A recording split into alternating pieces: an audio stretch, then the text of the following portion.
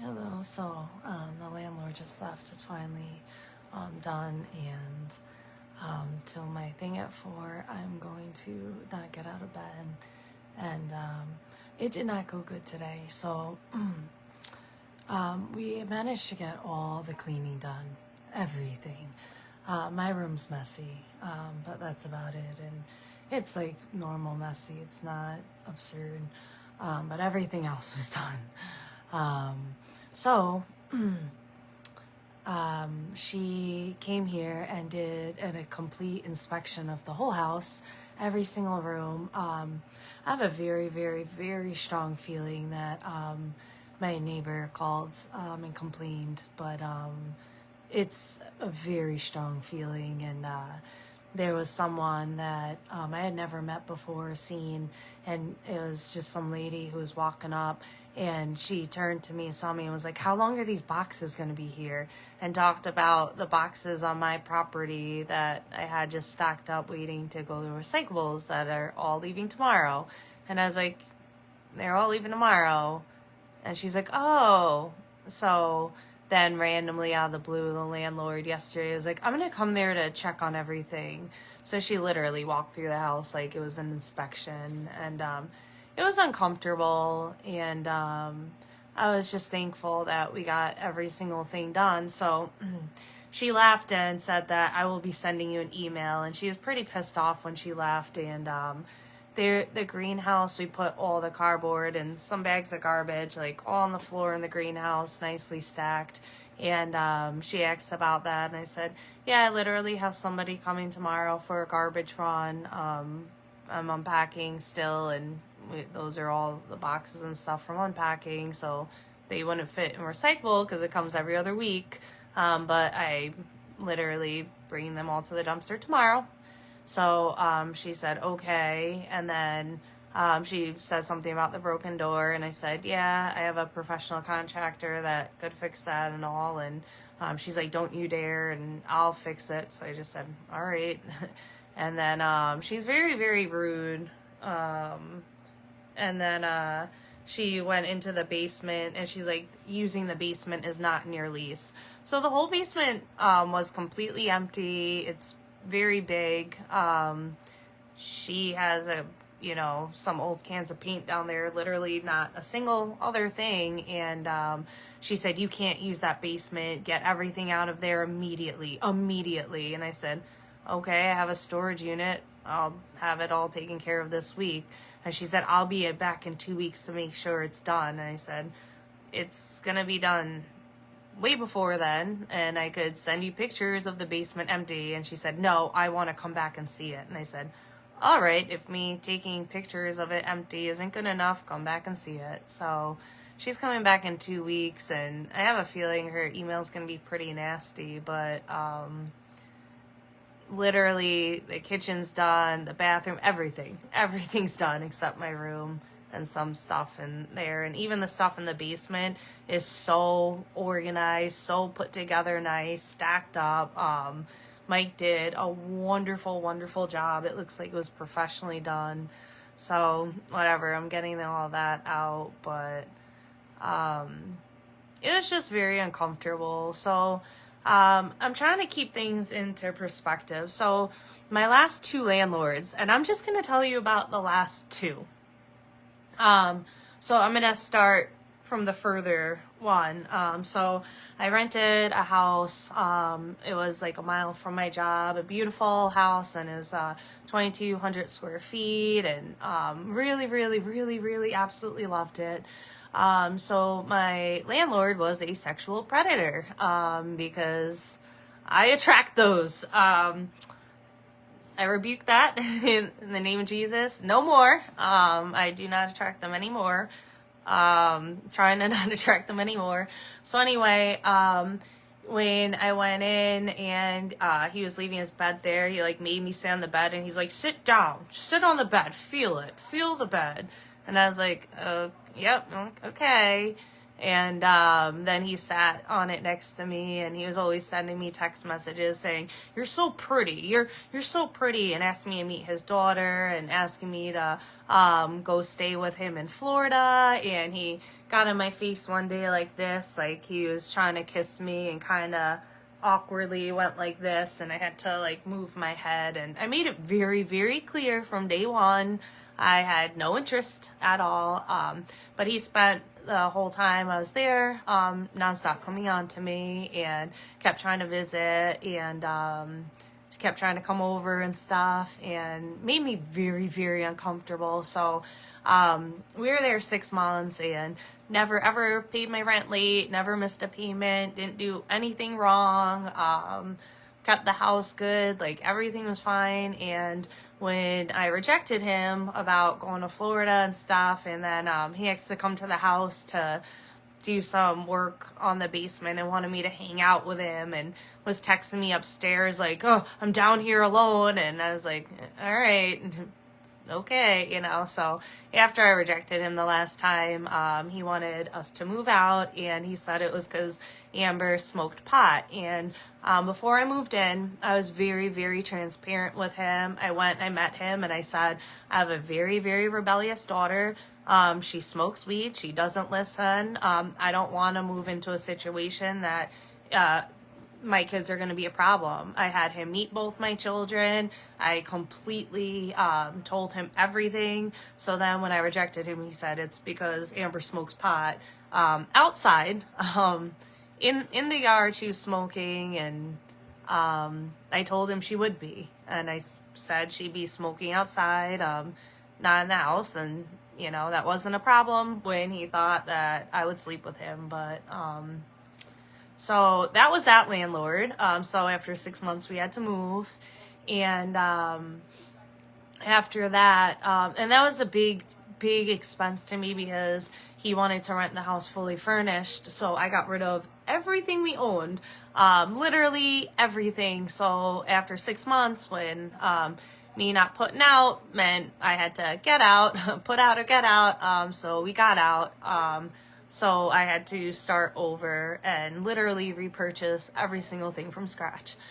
So then I moved to another place. We were only there 3 months, and again, never ever paid late, never did anything wrong there, and not a single complaint, nothing. And when I moved out, the landlord had known I had a good job, and she tried suing me for a bill of $6,000 that she emailed me about, and it was for 2 windows and the front room that was filled with storage. So my friend lived there before me. She knew the window was broken when I moved in. She was supposed to have it fixed. It was a hallway window. My friend told her it was broken. It had been broken for a while. We even discussed it when I moved in. I had all the texts her saying she'll get it fixed, blah, blah, blah. She didn't get it fixed, and then tried charging me for it. Then the bedroom window in one of the bedrooms was broken again. It happened way before I moved in. She knew about it. My friend told her about it. She was supposed to fix it for my friend, never did. And then tried giving me a bill for $2,000 for reframing the whole window and everything to upgrade her house at my expense. And again, didn't do it. And then that whole front room, you know, it was storage. It was from her, my friend, previous tenants. There was a restaurant downstairs. None of it was mine. Not one item in the whole thing. There was a dishwasher or a washer machine, TVs. There was all sorts of stuff. Not one item was mine. She knew it was there. We had a conversation. I showed her it was not. So she tried having me pay for her renting a dumpster and cleaning it out. So she really tried screwing me. So even though this didn't go well, I serve a wonderful God, and He's my protector, He's my vindicator, and He's my provider. And you don't ever lose something without getting something better. And when I lost my job, it was a great career, and I was working on my CAPM, and I was going to have another promotion with a significant pay increase. And that was right before I ended up losing my job. So now I get to make money and have purpose in what God would choose as my career, not what I chose. And the truth is, I hated it. Parts of it, I hated it. And the things that I hated about it was that I was losing myself. I was losing my identity. I had to look a certain way to be in corporate America that wasn't true to myself. I had to do small talk all day of meaningless, how's the weather? And, just, it was very soul sucking for me because I love people and I love connection and deepness. So spending all day that people would fake laugh and talk bad about each other behind their back and act like best friends. It was just a lot of corruption. I met people that I love. I had, the best work family in the world, and I made lifelong friends. So it was like a mixed bag because it was bad, but it was great, So now that I've surrendered to God, He's choosing my career and my destiny and my path. He's directing my steps and I'm following. So it doesn't matter what you lose, what you think you lose. It doesn't matter if I lose, every single thing. Jack, we finished 100%. But I'll be at the Y in the morning. I'm gonna need to soak in that hot tub. I guess I have an appointment tomorrow too. I gotta look into that. So don't ever fret about anything. And even if I lost this place, it just means better's coming. So I don't worry about a lot of things because I trust my God. And, following Jesus is a beautiful, beautiful thing. It's the best thing you could do. And the peace you'll get from it, it does surpass all understanding. It's completely supernatural and amazing. And you don't ever, because God sees your heart, you don't ever want to just follow Jesus because you're like, I want some of what she gets, I want to clean my house with Jesus, and, I can't do that in a good health day. And this was nothing shy of a miracle, and it wasn't Jesus just working through me. He was working through Mike. So Mike did 80% of the house by himself. And Mike's Amber's spiritual dad, and he has severe COPD and other health things, and he's been on permanent disability, and his health is really bad. He goes days on end that he can't breathe or get out of bed or anything. So Jesus moved through him, moved through me. We both did a supernatural amount of work that in the natural, neither one of us could have ever done. And here's the bigger kicker. Mike's leaving today after all this work, and he has an inspection at his house on Friday. So he has to go home and completely do his whole house and move things, and so God worked through us both. And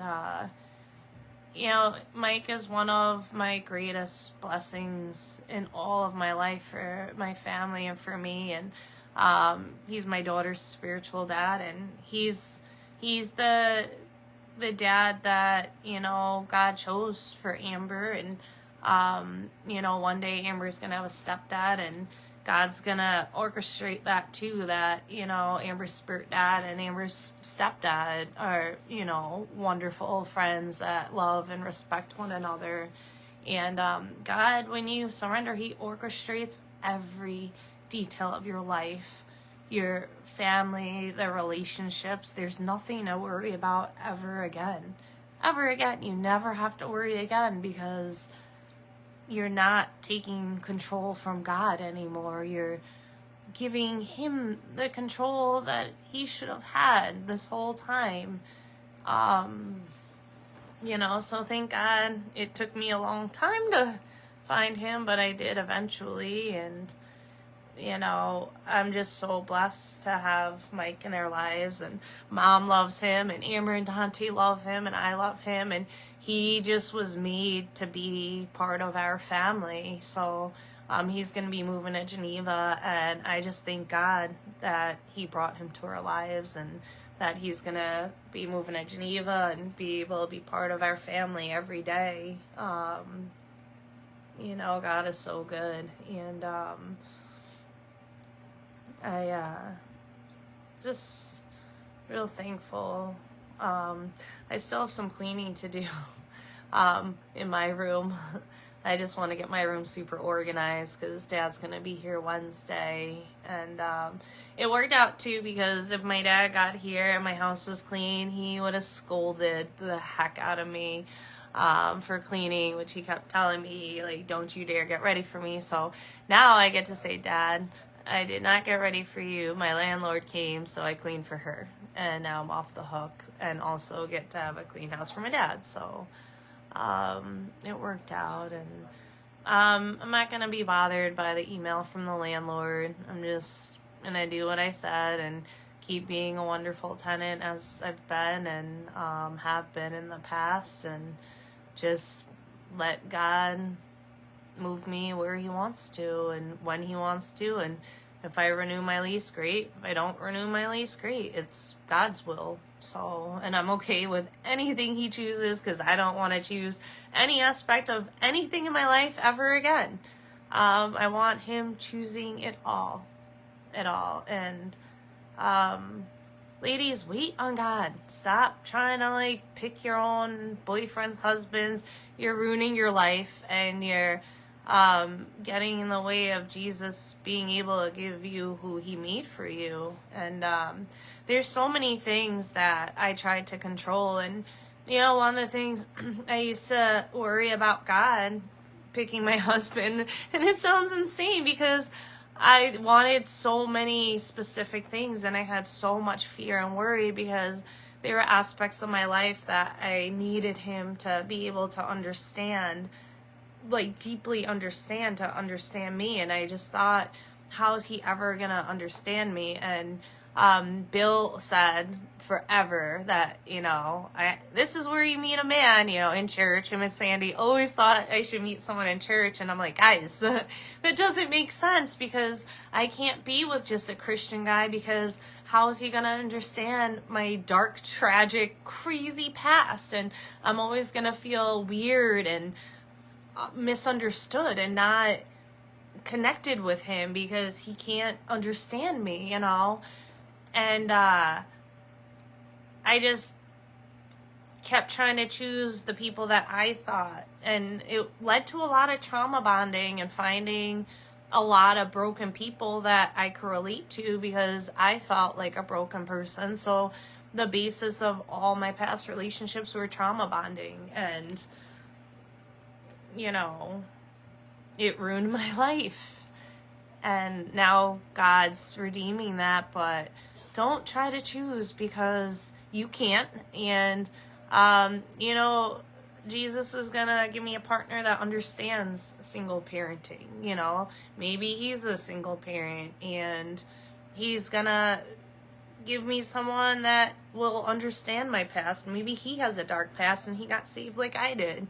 God's not going to give me someone that can't every aspect of who I am, you know what I mean? There's not going to be a lack or a gap or anything. God is made us perfect for one another. Me perfect for him, and him perfect for me. And I got in the way of God's plan. But I've never been married.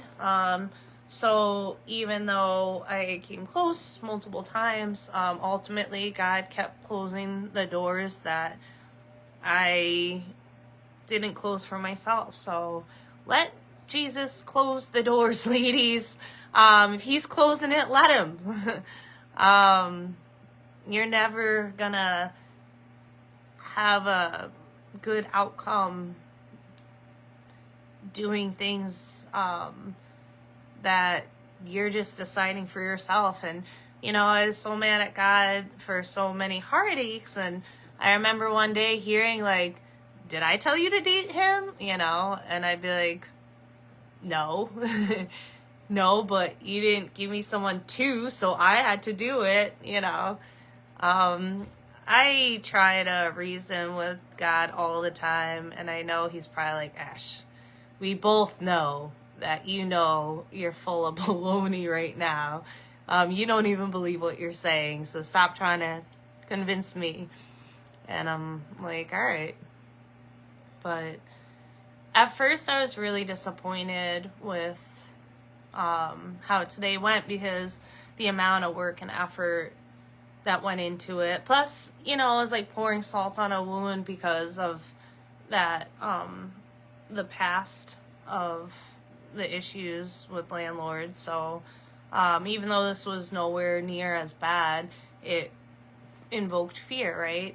But now I feel completely at peace and happy and thankful because God moved in my life and did this wonderful thing for me, and it never mattered her outcome or thoughts. It wasn't about her. It was about God strengthening me and God strengthening Mike and us doing the impossible and us doing it when we were both really under the weather, and we did it. So it doesn't take away from the accomplishment and the glorious works of God. So I'm gonna let myself feel good, and I'm gonna shrug off the email regardless what it says, and just, it doesn't matter, because I have a plan and a destiny and a path. And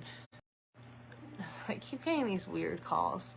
Nobody could take my destiny. Nobody could throw me off. Nobody could wreck my life or change it. Like, nobody has that power, because God is for me, so who could be against me? Like, no one has power over you. Not a partner, not a boss, not anyone that's trying to do harm or bring you down. There's no power there. Also, I'm waiting on a phone call. So I called the school and I spoke to the counselor, and I have a message in with the principal. I asked to do a assembly. I asked to do an assembly on bullying. I said, could I come in and do an assembly for the whole school on bullying? And I'm going to keep pushing for it. And if the principal says no, I'm calling the superintendent and asking him the same. And I'm just going to express with the amount of bullying going on and how horrific it is and traumatizing and severe it is, that I'm concerned about, somebody in the school taking their own life. Because my sister loves Jesus and she has that family support, but if she didn't and this was happening, I understand, that it's very, very real. There's kids around the whole world taking their lives because of cyberbullying. And you thought it was bad being bullied by one person in school and being called Four Eyes. Peter Gargiulo in 3rd grade used to call me Four Eyes, and he had glasses, and it drove me crazy because I'm like, you have glasses, you can't call me Four Eyes. And he never stopped. He was one of my first bullies. It turned out he liked me, and I would never want to be young again. So I'm going to express a very, very deep concern with, that behavior like this could lead to kids taking their lives, because that's the truth. And I'm going to push to get in there, and I'm not going to stop pushing to get in there till I do a conference at that school, or an assembly, I guess it's called. I'm not going to stop knocking. And if you guys want to pray for God to open those doors for me, I have a lot of prayer warriors on here, so I would greatly appreciate those prayers. because I'm ready, and I'm gonna keep going till I could get in there and my voice could be heard. So, you know, wish me luck. Fingers crossed. He's calling back today, and I'm gonna push it real hard. Real hard. So I'll keep you guys posted on that. I'm asking to do the assembly on Valentine's Day.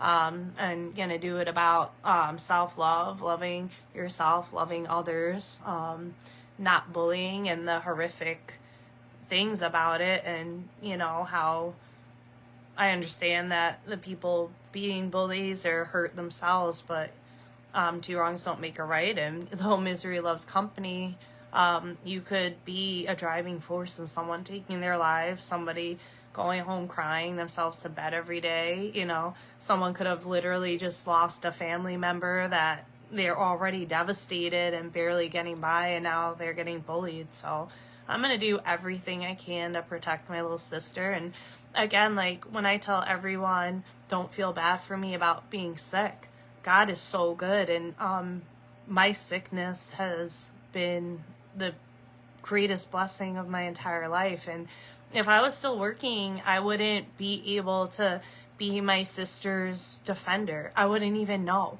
My sister would be getting bullied and I'd be doing nothing about it and didn't know. So now God has me in a position that I could help my sister and I could help other kids and I could protect her precious little heart in the worst time of her whole life. And I could be a big sister.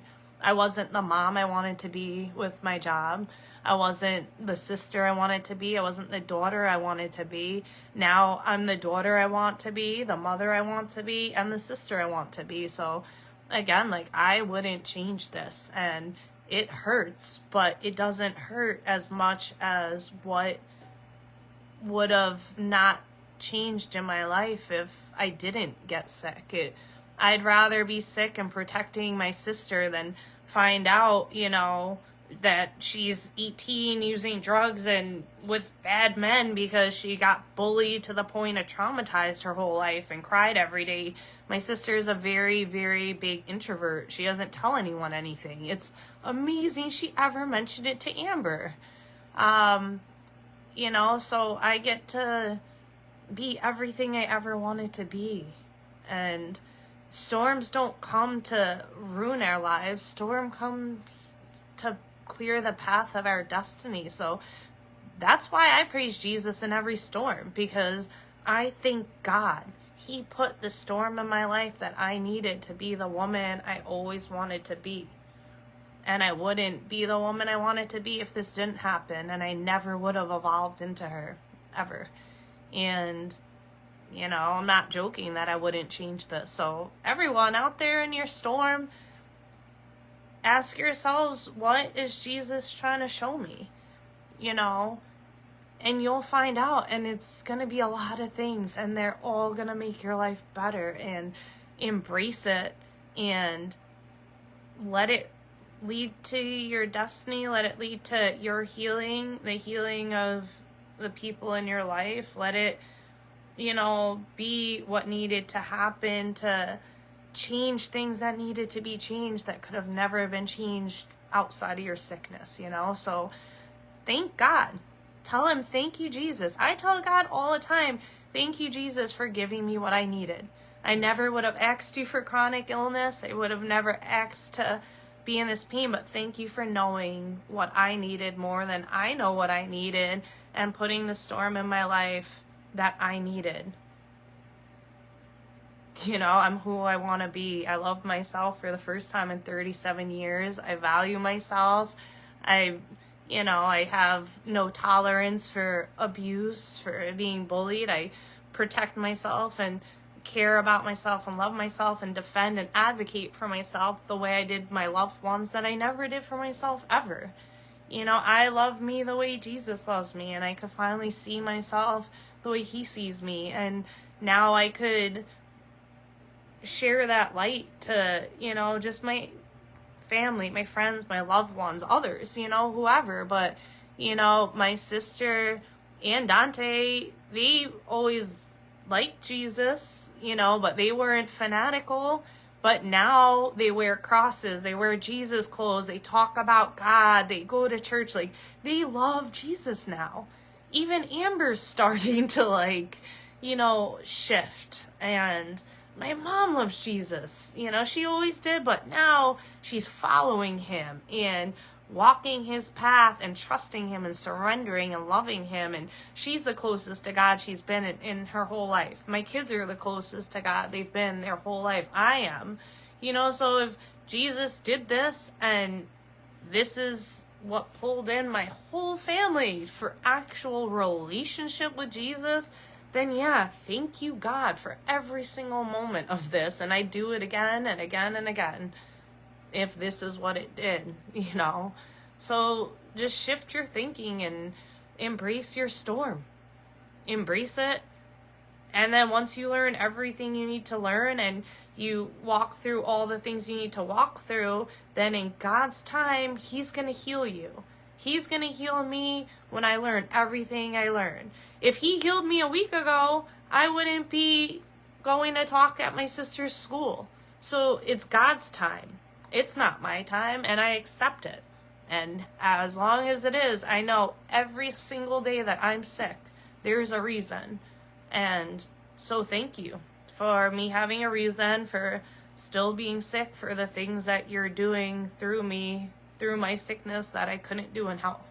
You know, and that's even in marriage vows.